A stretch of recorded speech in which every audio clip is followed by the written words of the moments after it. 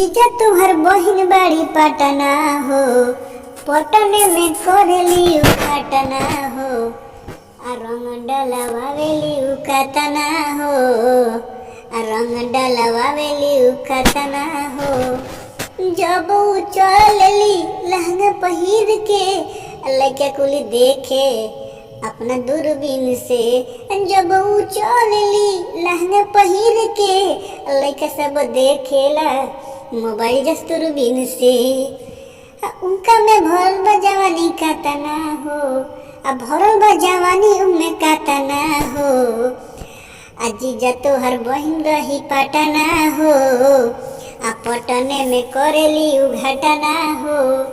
आ जीजा तोहर बहिन बड़ी पटना हो, पटने में करेली उघटना हो। आ रंग डलवावेली उकाटना हो, आ रंग डलवावेली उकाटना हो।